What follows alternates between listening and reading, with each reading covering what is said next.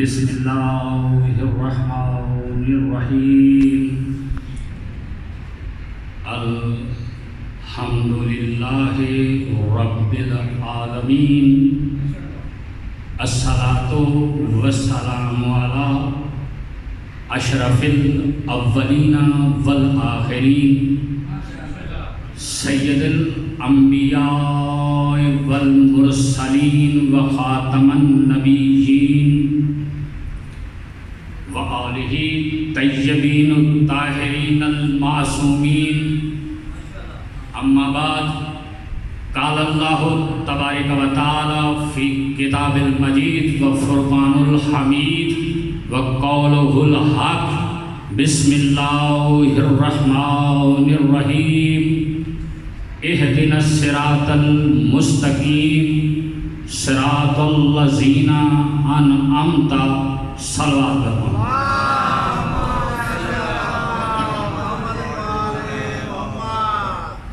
الحمدللہ کہ پاکستان کے مذہبی حلقوں سے نکل کے اب پاکستان کے سیاسی حلقوں میں یہ آیت کریمہ سنی اور سنائی جا رہی ہے، ایاک نعبد و ایاک نستعین۔ جو میرا موضوع ہے اور جو آیت مبارکہ میں نے آپ کے سامنے تلاوت کرنے کا شرف حاصل کیا ہے، اہدنا الصراط المستقیم صراط الذین انعمت، اس سے پہلی آیت ایاک نعبد و ایاک نستعین، اور اے اللہ ہم تیری ہی عبادت کرتے ہیں اور تجھی سے مدد مانگتے ہیں۔ تو جب کسی سے مدد مانگی جاتی ہے تو وہ مدد کرنے والا مدد کرتا بھی ہے۔ آج ہم نے یہ دیکھنا ہے جب ہر مسلمان اپنی نماز میں کھڑے ہو کے یہ کہتا ہے کہ ایاک نعبد و ایاک نستعین، اے پروردگار تیری کی عبادت کرتے ہیں اور تجھی سے مدد مانگتے ہیں، تو کیا اللہ مدد کرتا ہے یا نہیں کرتا؟ اور اسی آیت کے بعد اللہ نے اپنی مدد کا اعلان کیا۔ یہ تو ہر شخص ہی جانتا ہے اور پکارتا ہے کہ کسی بھی مسلمان کی نماز اس وقت تک نہیں ہو سکتی خواہ کسی بھی مکتبہ فکر سے تعلق رکھے جب تک وہ سورہ الحمد شریف نہیں پڑھے گا، اور جب سورہ الحمد شریف پڑھے گا تو کہے گا کہ ایاک نعبد و ایاک نستعین، بے شک پروردگار تیری ہی عبادت کرتے ہیں اور تجھی سے مدد مانگتے ہیں۔ تو اب دیکھنا یہ ہے کہ اللہ مدد کیسے کرتا ہے۔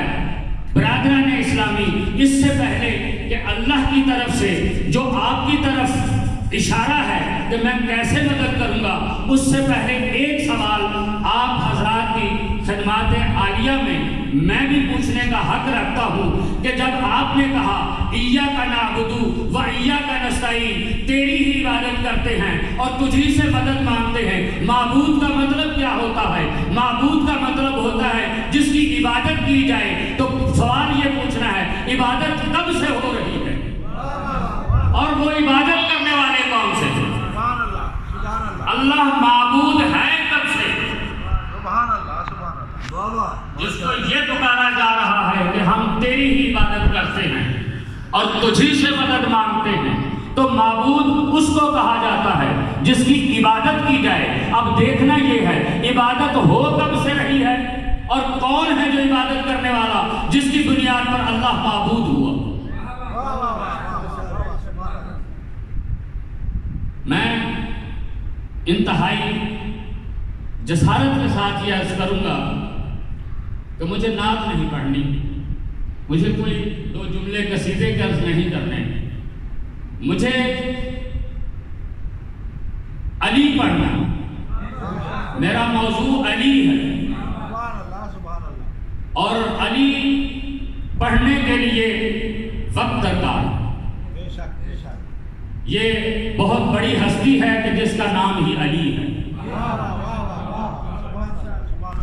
اور اس سے بڑا تعارف میں نہیں کروا سکتا کہ اللہ کے ناموں میں سے ایک نام علی ہے۔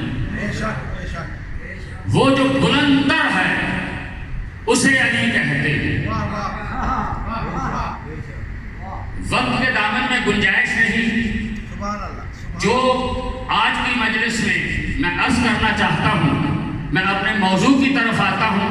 اہدنا الصراط المستقیم، جیسا کہ میں نے عرض کیا کہ جب بندہ کوئی پکارتا ہے اور پھر جب اللہ جیسی ذات کو پکارا جائے کہ جس کا خود یہ فرمان ہے کہ تم مجھے پکارنے والے بنو، پھر دیکھو میں تمہاری مدد کو کیسے پہنچتا ہوں۔ تو اب جب تم نے ایاک نعبد و ایاک نستعین کہا، آگے سے آپ بھی خوش ہو گئے اور نہیں جانا کہ آگے وہ کہتا ہے کہ اگر مجھ سے مدد مانگو، اہدنا الصراط المستقیم، صراط مستقیم کی طرف چلو۔ اور وہ صراط مستقیم کیا ہے؟ صراط الذین انعمت، وہ راستہ ہے کچھ لوگوں کا کہ جن پر میرا انعام نازل ہوا۔ تو میری مدد یہی ہے کہ میں تمہیں ہدایت کرتا ہوں کہ مجھ سے پکارو، مجھ سے مانگو کہ اہدنا الصراط المستقیم، پروردگار چلا ہم کو صراط مستقیم پر، قائم رکھ ہم کو صراط مستقیم پر۔ اور وہ صراط مستقیم ہے کون سی؟ وہ صراط مستقیم ہے کہ جن پر تیرا انعام نازل ہوا۔ میرے بھائی نے بہت اچھی بات کی اور یہ کہا کہ لوگ ہمیشہ مطلب کی حد تک کی بات سے تعلق رکھتے ہیں، جبکہ دین اس بات کا نام نہیں۔ دین آدم سے شروع ہوا اور ختمی مرتبہ جناب رسالت معاد صلی اللہ علیہ وسلم تک مکمل ہو گیا۔ الیوم اکملت لکم دینکم واتممت علیکم نعمتی کے ساتھ یہ دین مکمل ہے۔ اس میں کسی کمی کی گنجائش نہیں اور کسی کو اس میں کوئی شک نہیں۔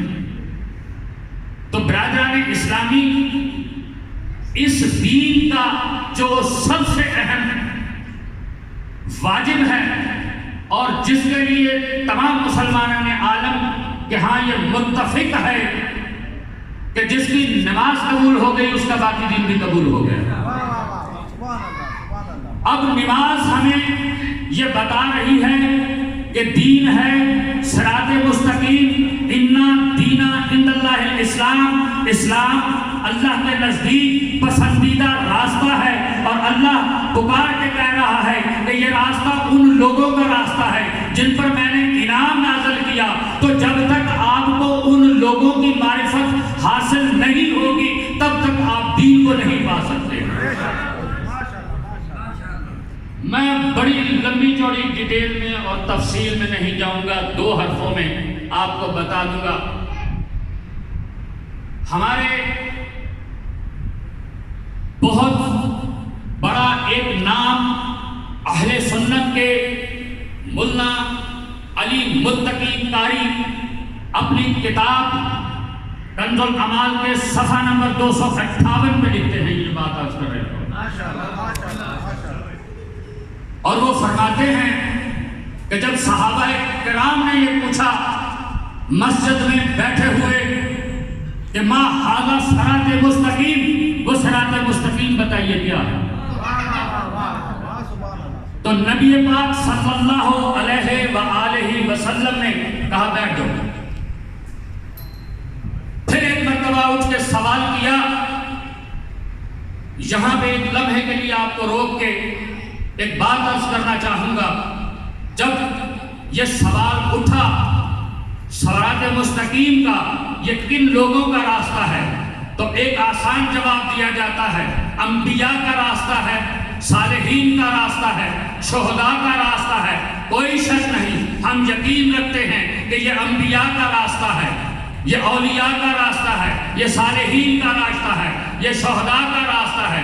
تو تاریخ انسانیت گواہ ہے، تاریخ اسلام گواہ ہے، محمد سے بڑا نبی کوئی نہیں، علی سے بڑا صالح کوئی نہیں، حسین سے بڑا شہید کوئی نہیں۔ تو یہ تو ہم مانتے ہیں، تو کیوں نہ اسی سے پوچھیں جس کو اللہ نے اپنا دین دے کے بھیجا۔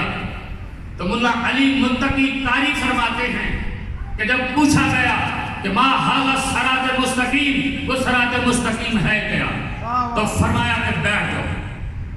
ایک بار پوچھا، دو بار پوچھا، تین بار پوچھا گیا، بٹھا گیا اور ایک ٹائم ایسا آیا کہ نبی اکرم صلی اللہ علیہ وسلم نے یہ فرمایا کہ اے صحابی اٹھ اور اب پوچھ کہ صراط مستقیم کیا ہے، کیونکہ اس وقت دروازے میں علی آ گئے، کہا کہ ھذا صراط مستقیم، یہ علی ہے صراط مستقیم۔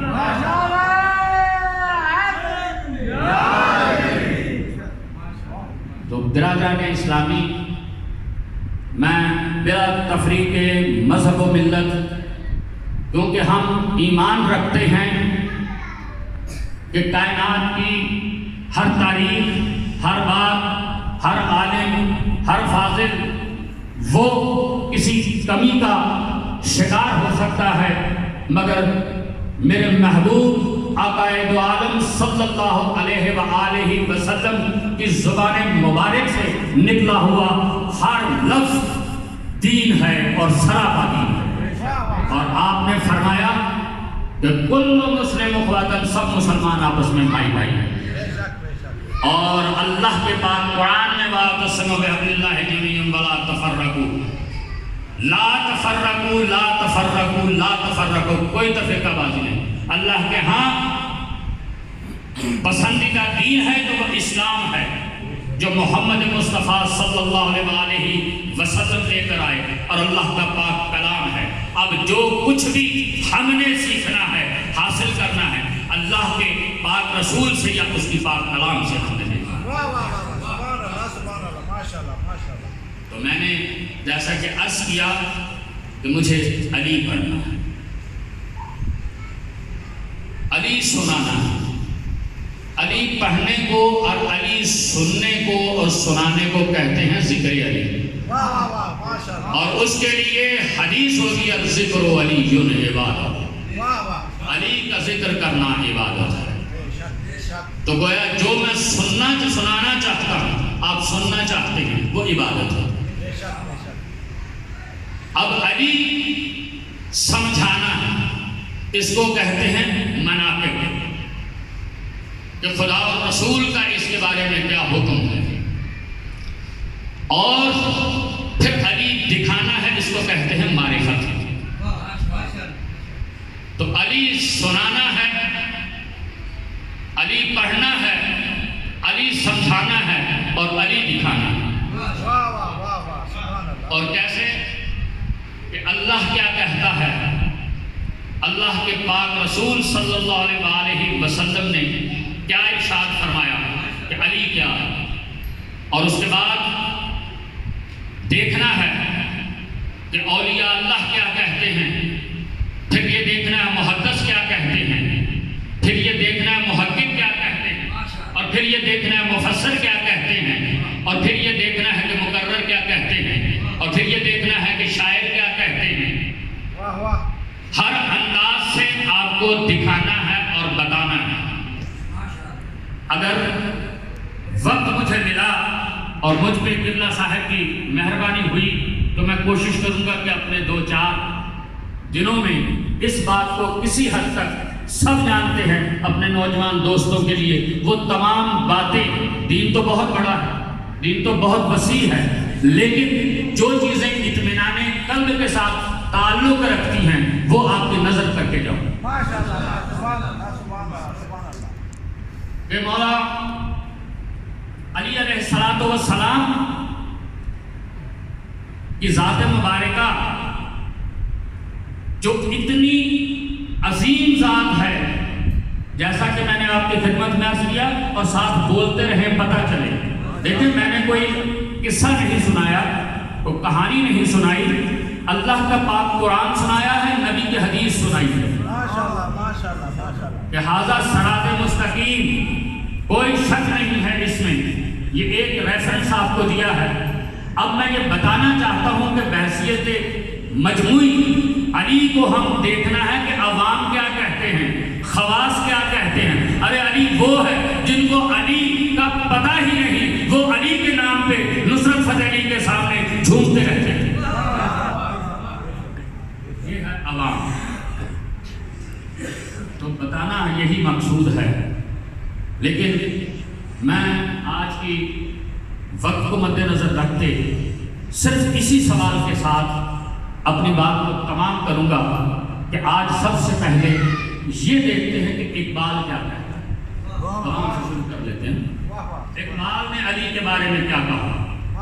یہ صرف حوالے کے لیے چند منٹ آپ کو زحمت دوں گا۔ اقبال فرماتے ہیں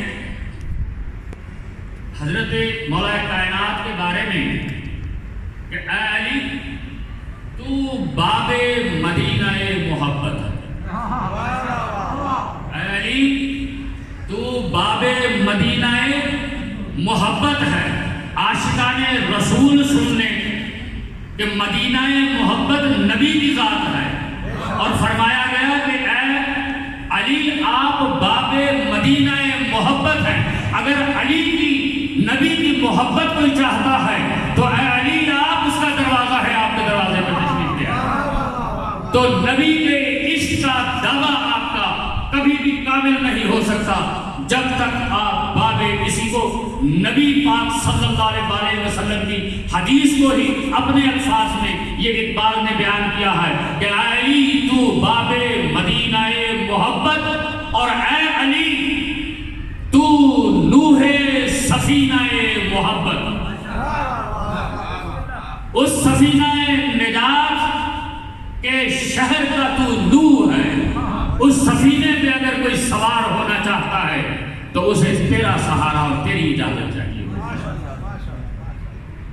علی تو سفینہ نوح سفینہ محبت،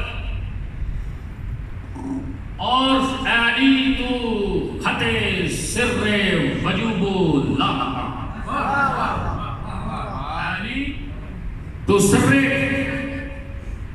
خط سر وجوب لا مقام ہے، یعنی تو اس کی ذات اور امکان کے درمیان میں راز کا نام علی ہے۔ اس کو تب تک نہیں سمجھا جا سکتا جب تک تیری ذات کا عرفان نہ ہو۔ اور فرماتے ہیں کہ تفسیر ہا تو سورہ قرآن، اگر علی تیری تفسیر کی جائے تو قرآن کی سورت میں بنتی ہے۔ علی یہ اقبال، اگر کسی کو اس کے بارے میں سوچنا ہے تو سوچے کہ یہ اقبال کا کلام ہے۔ آپ بھی پڑھتے ہیں، ہمیں بھی پڑھنے کا حق حاصل ہے۔ تفسیر ہا تو سورہ قرآن، اور الہو شدم مگر بے ہوش، وہ کہتے ہیں میں ہوش میں ہوں مگر اس ذکر کے ساتھ اور اس کی محبت کے نشے کے ساتھ بے ہوش ہوں۔ اگرچہ ہوش میں ہوں مگر اس عشق میں بے ہوشی کی مانند ہوں، گویا کہ نسیلیے خاموش ہوں، گویا کہ میں خاموش ہوں۔ یہ ایک بات ہے۔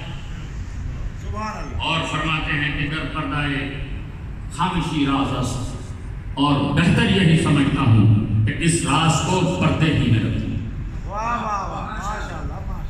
یہ کہہ کر کہ گویا کہ نسیلی خاموشم، آگے فرماتے ہیں در پردہ خاموشی راز است، کہ میں اس کو پردہ راز ہی رکھتا ہوں۔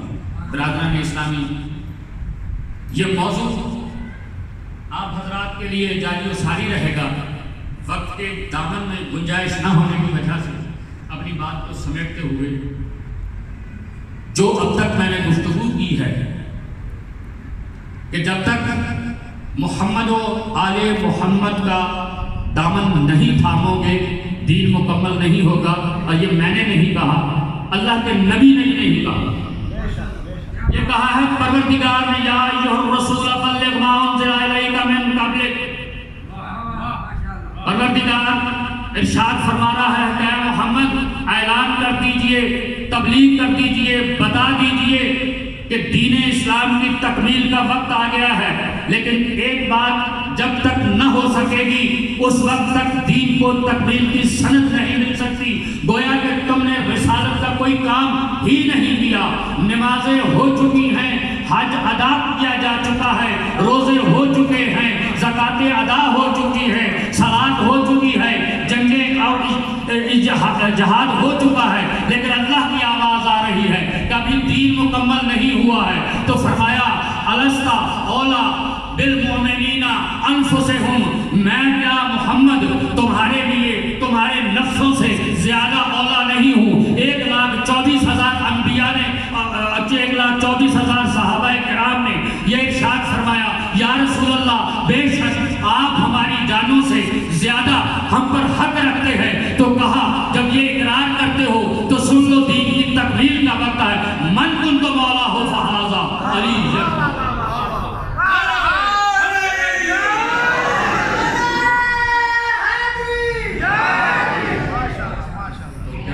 اسلامی یہ ہے وہ ایک چھوٹی سی بات آپ حضرات کی نظر کرتے ہوئے اپنے بیان کو سمیٹتا ہوں۔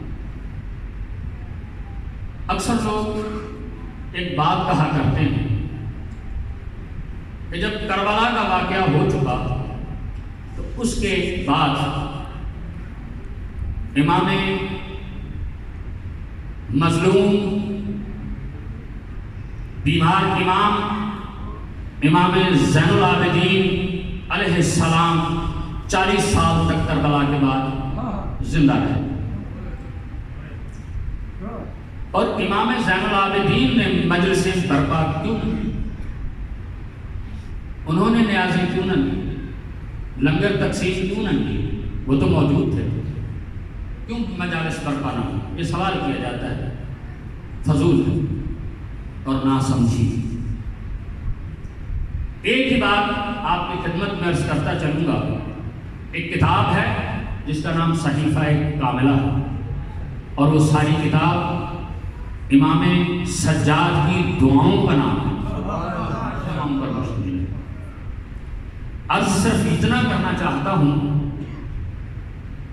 کہ جو یہ سوال کرتے ہیں مجھے کیا جواب دیں گے؟ جنہوں نے 6 مہینے کا بچہ بھی نہیں چھوڑا تھا وہ زین العابدین کو میٹ سے کر لیتے تھے، جنہوں نے رسول زادیوں کو بازاروں میں پھرایا،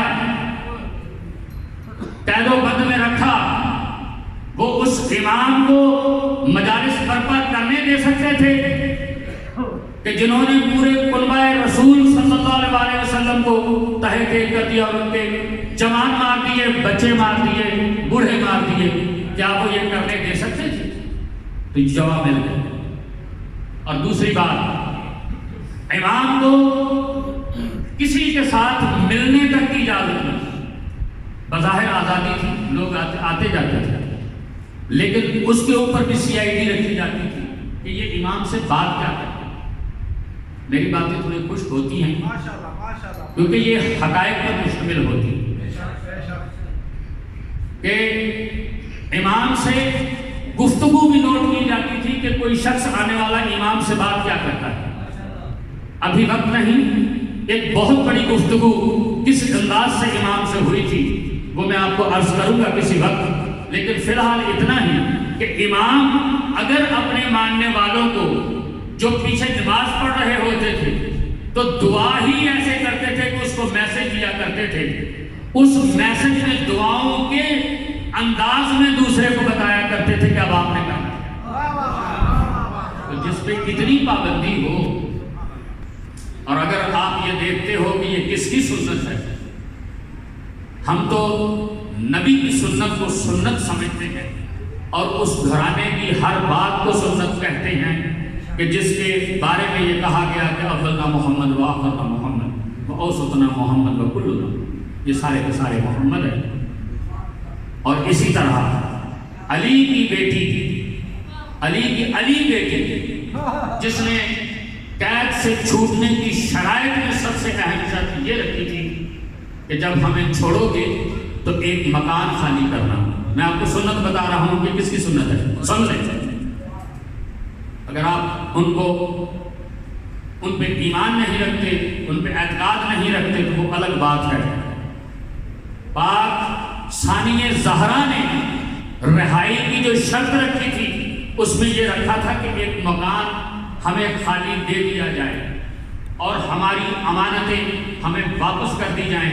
جب کسی قیدی کو رہائی ملتی ہے تو اس کا سامان اسے واپس کیا جاتا ہے، اور جب اس کو پکڑا جاتا ہے تو اس کا لیپ ٹاپ ہے، اس کی کتابیں ہیں، اس کا موبائل ہے، اس کا پرس ہے، وہ ضبط ہوتا ہے۔ جب وہ رہا ہوتا ہے اسے یہ سامان لوٹایا جاتا ہے۔ سوچو مسلمانوں کہ جب ان کو سامان لوٹایا گیا ہوگا، کسی کے بیٹے کا سر تھا، کسی کے بھائی کا سر تھا، اور یہ آپس میں ایک خون تھے، ایک خاندان تھے۔ وہ جو کسی کا بیٹا تھا وہی کسی کا بھائی تھا، جو کسی کا بھائی تھا وہی کسی کا چچا تھا، جو کسی کا چچا تھا وہی کسی کا بیٹا تھا، وہی کسی کا بھائی بھی تھا۔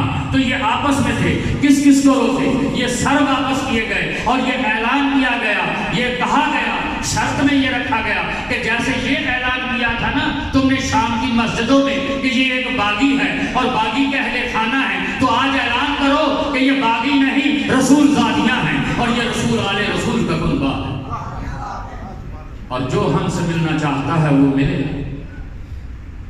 اور ہمیں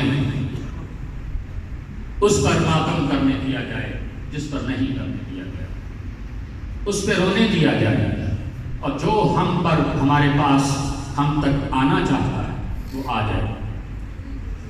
وقت کے دامن میں گنجائش نہیں، صرف 2-4 جملے۔ یہی بی بی شب عاشور کو اپنے خیمے میں 2 شہزادوں کے ساتھ بیٹھے۔ مولا امام علیہ السلام عشاء کے بعد ایک دفعہ اٹھتے ہیں اور اپنے خیام گاہ کا چکر لگاتے ہیں۔ تمام بیویاں اپنے اپنے خیموں میں اپنی اپنی قربانی کو تیار کر رہی ہیں۔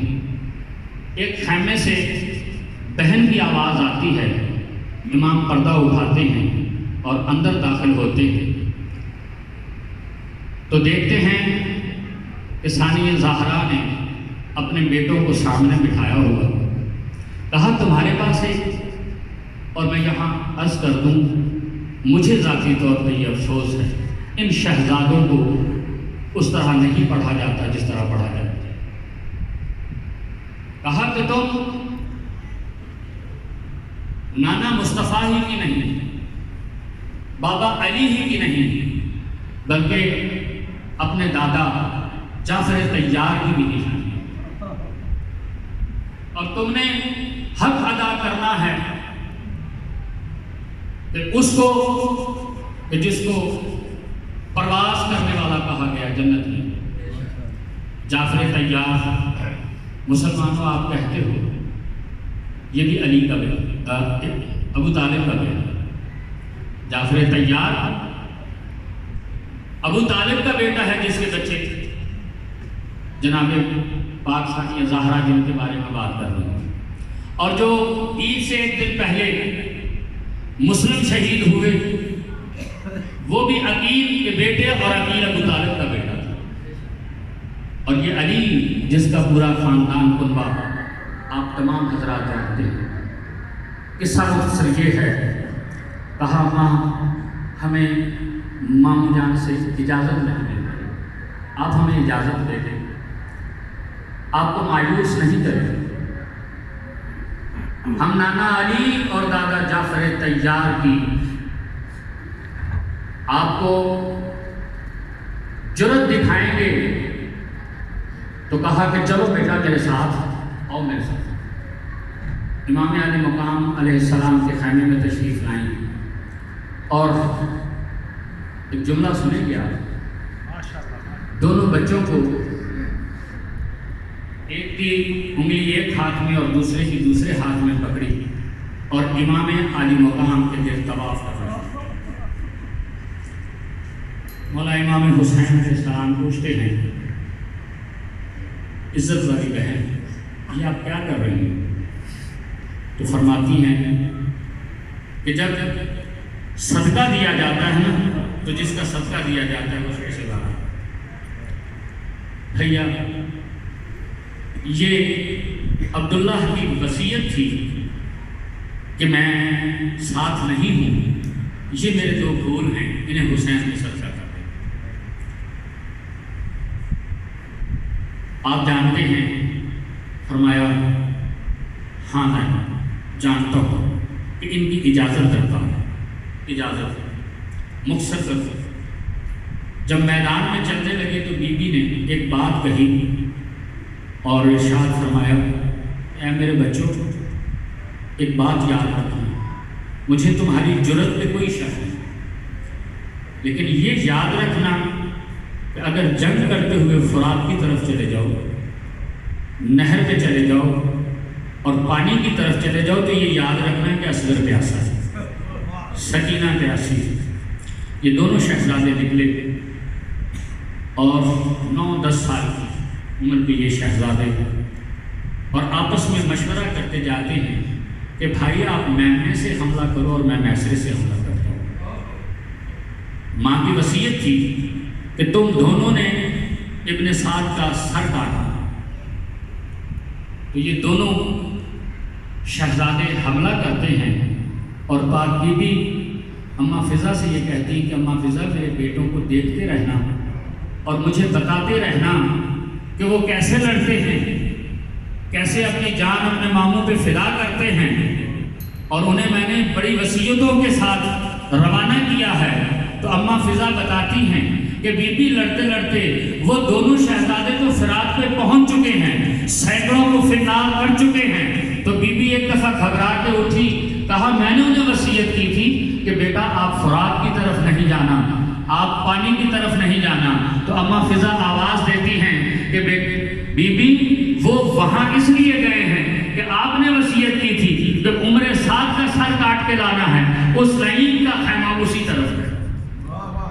تو اس کی انابیں کاٹتے ہیں اور اس پہ حملہ آور ہونے کی کوشش کرتے ہیں، تو وہ لعین وہاں سے نکل بھاگتا ہے اور سرداران لشکر کو یہ کہتا ہے کہ مت بھولنا کہ یہ علی و جعفر کی دونوں کا خون ہے اور دونوں اپنے اپنے لشکر کے فاتح ہوا کرتے تھے۔